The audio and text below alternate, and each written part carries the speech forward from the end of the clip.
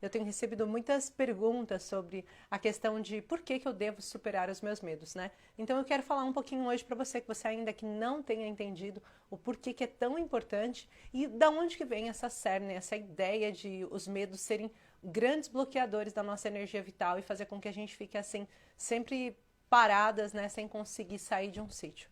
Quando você começa a estudar o porquê que algumas coisas acontecem, você vai descobrindo que o motor central que faz com que eu tenha sucessivos erros na minha vida, ou que comece a ter várias situações de traumas na minha história, e faça assim com que eu vá cada vez mais me apagando, desenvolvendo essa tristeza, essa apatia, essa decepção, essa inércia. A gente chega até um estado de inércia, onde a gente já não tem vontade de fazer nada, um estado de desmotivação pleno, pode ter origem no medo. E posso dizer para vocês garantidamente que 85% das chances serão que terá um medo aí por trás dessa história. Você fala, mas eu não consigo reconhecer um medo, eu não vejo que é porque eu estou com medo, que eu estou com depressão. De fato, você não vai conseguir visualizar e entender que é porque você está com medo que você está com depressão.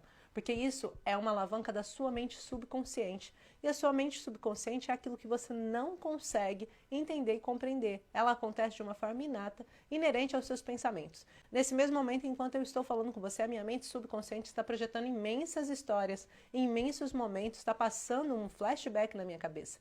Mas eu não consigo aceder a tudo que ela mostra. Eu não consigo conectar sequer e trazer uma razão para isso. Por que não, Gi? Porque a minha mente subconsciente, ela não está junto com a minha mente do meu neurocórtex, ou seja, a minha mente racional, a mente da razão. Então, o que acontece com a gente, quando a gente está passando por esse processo de tristeza, é muito difícil a gente entender que sim, que tem um motor do medo. Então, eu quero desconstruir um pouco isso para vocês hoje e conseguir fazer com que vocês consigam entender um pouco mais do porquê que o medo pode ser um grande trauma.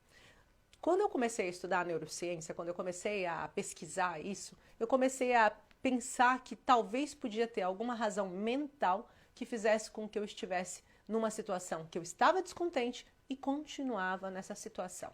Esse foi o primeiro ponto que fez com que eu decidisse estudar a neurociência. Por esse motivo, porque eu conseguia ter atitudes para as pessoas que eu amava, ter ideias para fazer coisas fora da minha realidade, mas não conseguia mudar a minha própria história e continuava triste. E eu não entendia qual era o poder que tinha sobre mim. No início, eu pensava que se tratava de um karma, de uma situação em que, sei lá, é a cruz que Deus me deu, eu vou ter que carregar. Eu pensava que se tratava de algo sobrenatural e que eu não pudesse realmente vencer. E por isso que eu estava naquela situação. Mas depois, quando eu comecei a estudar a neurociência, e começo a estudar a neurociência porque na minha adolescência, para quem conhece a minha história, eu tinha sido diagnosticada com epilepsia, quando eu falo, talvez alguma coisa, algum circuito não está muito bem na minha cabeça, talvez alguma coisa tenha acontecido. E quando eu começo a estudar, então eu começo a perceber que não, que existem outros motores mentais e que a nossa mente, ela é subdividida em várias regiões.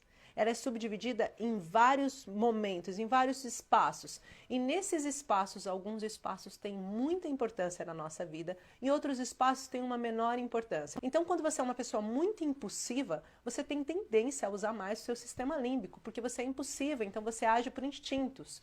É quase como se você voltasse para a época da pré-história. Os pré-históricos, eles eram mais instintivos do que a gente, porque eles tinham que correr muito mais vezes do que a gente, eles tinham que caçar muito mais vezes do que a gente. Hoje em dia a gente só caça dentro do supermercado, escolhendo o que vai colocar na nossa prateleira, não é? Então, se você tem uma personalidade um pouquinho mais impulsiva, que faz as coisas sem pensar, normalmente você vai ter usado muito mais o seu sistema límbico no seu dia a dia, você desenvolveu melhor habilidades nele, você parou de analisar tantas coisas.